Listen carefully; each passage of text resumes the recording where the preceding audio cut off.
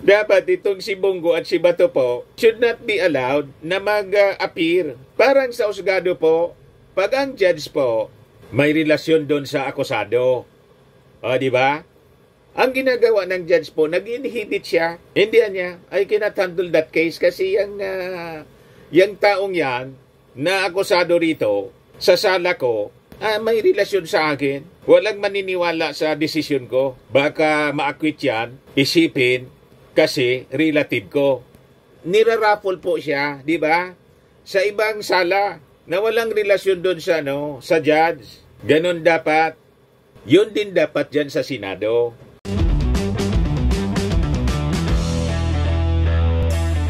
Ito naman po yung bago naming product na binibenta online. iGlow Serum, whitening po siya. Tingnan ninyo yung epekto sa aking anak na architect before and now. Yung mga inquiries po ninyo, dumiretso na lang kayo sa kanyang Facebook account, Riz Maravillas. Yung paggamit mga kababayan ng intelligence funds ng dating Pangulong Digong, iimbestigahan na rin po, kakalkali ng Quadcom. Ito yung sabi dito mga kababayan sa balita ng Manila Bulletin.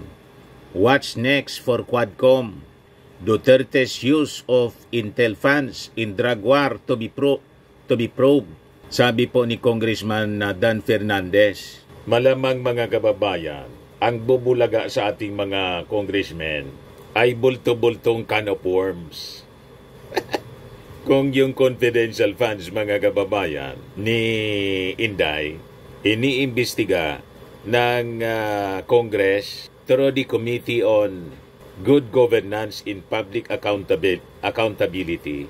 Ito naman po yung Quadcom, kakalkalin yung paggamit ng intelligence funds ni Digong. So sabi po ni Dan Fernandez, kailangan anyang sundan natin siguro yung money trail, lalo sa ginamit po doon sa sinasabing reward system na inadapt yung sinasabing Davao model na dinidinay po ni Senator Bongo at ni Bato de la Rosa. Ngayon mga kababayan, may hints na si Colonel Leonardo po gusto na pong kumanta. Ito, Leonardo hints at spilling beans on drug war issues. Ito yung commissioner ng NAPOLCO mga kababayan na nag-resign na po at tinanggap na yung resignation ng ating Pangulong Bongbong. So marami itong nalalaman po si Colonel Edelberto Leonardo. Gusto na pong kumanta. Ito po yung kaabang-abang mga kababayan sa Quadcom hearing. Malamang sa malamang mga kababayan, pag itulo na po yung kanta, una ni Colonel Royina Garma. Tapos nitong si Colonel Leonardo, kasi baka iniisip po ng dalawang ito, alangan man anya kabilang yung mananagot sa batas. Pagkatapos, yung mga nag-utos sa amin, yung nasa likod namin, nagpapasarap lang sa buhay, maligaya. Di paganyan anya, damay-damay na lang. Malamang iyon ang naglalaro sa isipan mga kababayan ni Leonardo, ni Colonel Leonardo. Kami anya na pag-utusan lang.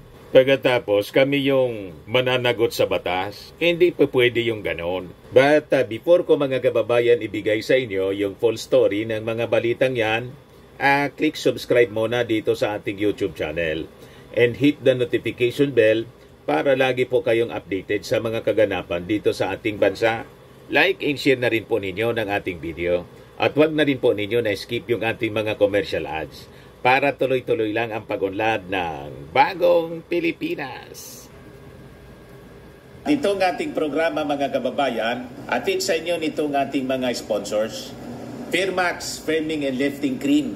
Pinapay po sa mga pulses in affected area. Mainam po ito sa mga pains at paninigas ng mga kaso-kasuan. Ito sa mukha naman yung application, anti-aging, Automax po siya.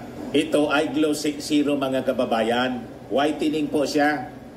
Made in South Korea. Ito naman po, Nengxia Red Mix Fruit Drink. Gawa po siya sa goji berry. May anti-cancer properties po siya. At sa mga nagana po ng malinis and spacious fitness gym, pumunta lang po kayo sa aming Colossal Fitness Gym. May Grab car rental din po kami. At bills payment po sa aming office. At saka sa mga mahilig po sa mga imported bags, manood po kayo sa live selling ni Madam Eileen Rosales sa kanyang Eileen Closet po. Pati mga shoes, ito yung kanya po. Ito yung kanyang page. Kita ninyo, napakagandang mga online selling po siya. Si Madam Eileen Rosales. Cellphone number niya po, 773-798-7816. Ayos pa. Balikan natin mga kababayan yung topic. So, unahin muna natin itong sinasabi na gusto ng kumanta ni Colonel Leonardo. So, sabi dito, resigned National Police Commission Commissioner Colonel Edelberto Leonardo, who was tagged by retired Police Colonel Royina Garma in drug war killings, appears to be keen on likewise divulging key details on the issue, sabi po ni Santa Rosa City Representative Dan Fernandez. So sabi po ni Congressman Dan Fernandez, may mga pinapadala ng dealers itong si Leonardo na willing niyang ikwento ang lahat-lahat na kanyang nalalaman. May mga pasabi na daw na si Leonardo willing na sabihin ang lahat ng kanyang nalalaman. But we have not had the affidavit. Wala pa naman na ini-execute na affidavit mga kababayan kasi yun ang requirements nila. Kung gusto nila, kailangan na sumpaan nila mga kababayan sa pamamagitan ng pag-execute ng isang affidavit.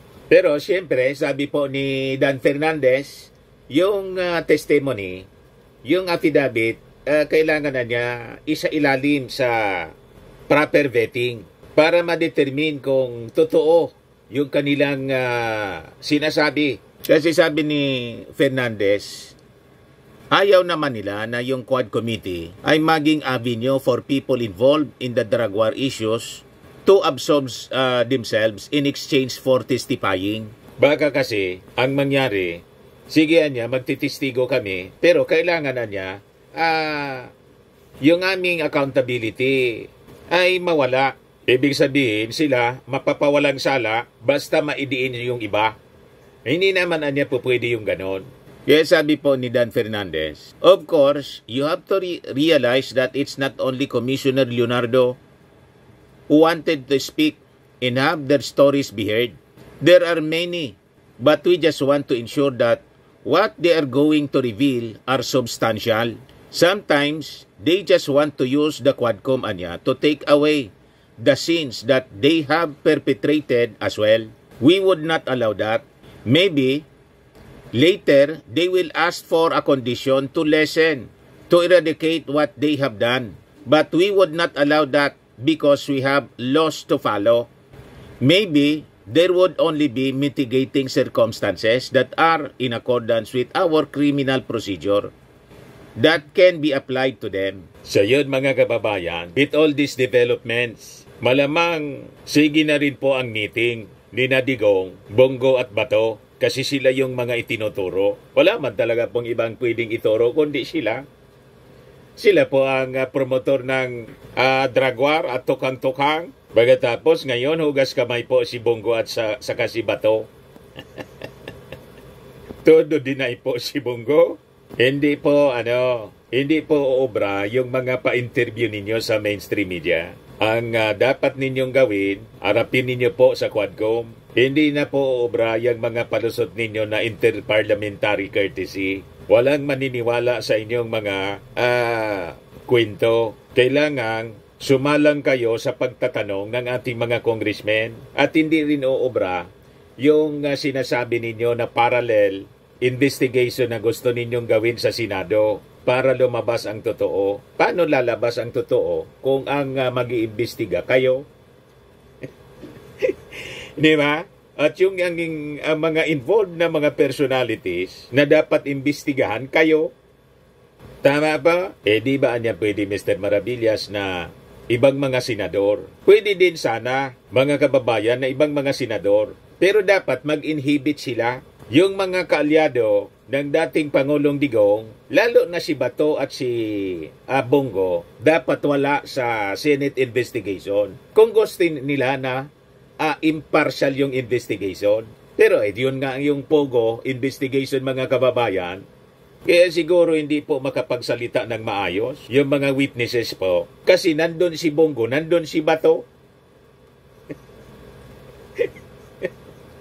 Dapat itong si Bongo at si Bato po should not be allowed na mag-appear. Parang sa husgado po, pag ang judge po may relasyon doon sa akusado. O, di ba? Ang ginagawa ng judge po, nag-inhibit siya. Hindi niya, I cannot handle that case kasi yung taong yan na akusado rito sa sala ko, may relasyon sa akin. Walang maniniwala sa desisyon ko. Baka ma-acquit yan, isipin, kasi relative ko. Niraraffle po siya, di ba? Sa ibang sala na walang relasyon doon sa judge. Ganon dapat. Yun din dapat dyan sa Senado. Kung magsasagawa kayo ng investigation, parallel investigation, magre-resolution daw si Bongo, they should not be allowed to participate ni pumunta sa Senate investigation. Wala sila dapat. Pero pag nandun sila, the mere presence of Bongo and Bato will put pressure doon mga kababayan sa ma-intimidate yung mga witnesses or mga resource persons. So paano yan magsasabi ng katotohanan kung under pressure sila? Huwag kami Bongo dyan sa resolution mo. Kung gusto ninyo ng totoong impartial, humarap kayo sa Quadcom. Yun ang pinakang maganda. Kung wala kayong itinatago, hindi man totoo yung mga sinasabi ng mga nag-akusa sa inyo, sinasabit kayo dito sa sinasabing Davao template, harapin ninyo yung mga resource persons, yung mga witnesses. Harapin ninyo si Royina Garma, tapos si Leonardo, and all other resource persons, si Espinido. Ganon. O ngayon, sabi dito sa balita, what next for the Quadcom? Duterte's use of intel funds in drug war to be probed, sabi po ni Congressman Fernandez. So bobosisian po nila yung paggamit ni Digong ng intelligence funds. So sabi diyan, the suspicion was mainly fueled by former Philippine Charity Sweepstakes Office General Manager Royina Garma's testimony during the last hearing of the mega panel wherein she accused Duterte of spearheading in 2016 a nationwide cash-reward-driven war on illegal drugs that allegedly encouraged the killing of drug suspects. So sabi po ni Fernandez, initially niya, kasi parang may nakita kami doon sa intel funds from certain months lang ata, parang medyo malaki yung nagamit. So siguro, yun din ang isang magandang imbestigahan kung talagang yung intel fund were used for that. Especially doon sa panahon na alam mo yung panahon yung may pinatay na mga Chinese doon sa Davao. Yung 3, well, baka doon ang galing. Yung moment na transfer yung pera, maaring doon makita, sabi po ni Fernandez. As if there is a legal basis to probe the intel fund spending of the ex-president, sabi po ni Fernandez, now that nagkakaroon ng ganitong mga klase ng issue and it pertains to the life of our people, I think it's imperative on the side of the Congress to impose that oversight function that we have. Kung talagang mayroong ganitong abusive intent doon sa paggamit ng intel fund to kill people and pay those who perpetrate it, then I think kailangan nating i-tighten up yung pag-liquidate ng mga pera. Kasi nga po, ang intensyon ng Congress, itong Quadcom, sa pag-imbestiga po is in aid of legislation para po makapag-craft sila ng batas na higpitan yung paggamit po ng intel fund. Yan po yung sabi ni Dan Fernandez. So sabi niya rito, base niya sa ebidensya, lahat niya ito contradicts Bato and Bongo's denials ng AGK involvement. At kinukumpirma niya yung reward system based sa mga testimonies ng mga witnesses. Lalo na nitong si Garma at saka si Lieutenant Colonel Juby Espinido na nag-testify sila about payout scheme existed for hitmen tasked with neutralizing or killing drug suspects. Paliwanag po ni Fernandez na yung sistema niya, reward system, was not only real, basado sa ebidensya, but was also orchestrated by higher authorities, including Malacanang during the Duterte administration. Ang sinabing Malacanang po, wala mang ibang itinuturo dyan, kundi yung Pangulo mismo, dating Pangulong Digong. At yung isa pa, siyempre, yung SAP, tinutumbok po si Bongo. At yung chief implementor po ng Tukhang, sino pa ba kung hindi si General Bato, si Senator Bato? Yan po sabi ni Dan Fernandez. The evidence so far unearthed in the Quadcom Bilay, Senators Batos and Bongos denials ng EJK involvement and existence of the reward system that was public knowledge anya during the previous administration, particularly in the Philippine National Police. Not only did it exist, it was managed by higher ups, meaning by Malacanang or by Duterte administration. Kaya makikita po ninyo sa takbo ng Quadcom, paliit ang mundo ni na Senator Bongo Bato at mismo ng dating Pangulong Digong. Sabi naman po ni Congressman Ace Barbers, our impression niya is that the intelligence funds came from the Office of the President and the PNP. When these funds are audited, we will find out who is telling the truth or lying. Senator Bato and Senator Bongo or Garma and Espinido. Yan po, kaya kakalkalin po nila yung paggamit ng intel funds ng Office of the President.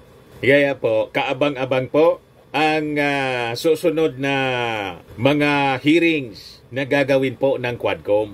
Yes, sabi dito po sa report ng Impact Leadership, walang reward system pero may 3 million. Sabi kasi po ni Senator Bongo, wala man daw na reward system, sinungaling si Garma, pero may 3 million pala. Sabi dito, re-electionist Senator Bongo defended Duterte's war on drugs in the recent allegations made by retired police colonel Royina Garma of the reward system.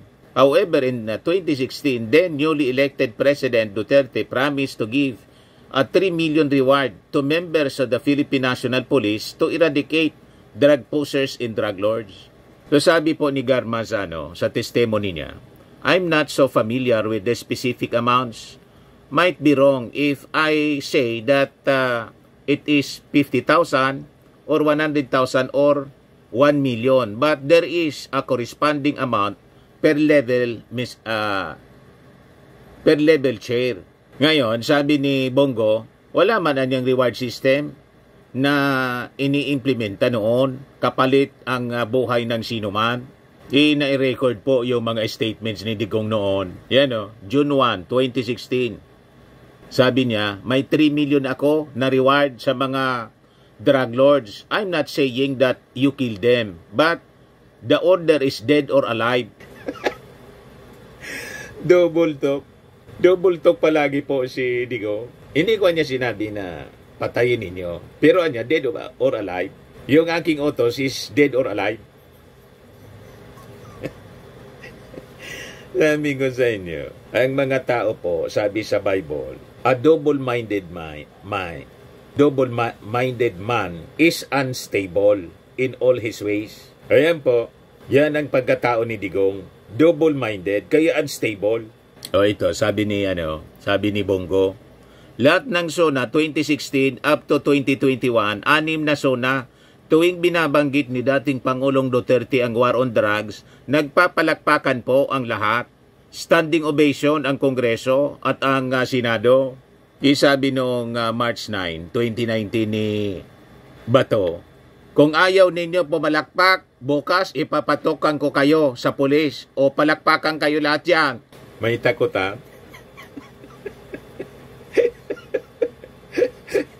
You see? Reaction naman po ni dating Senador Laila de Lima.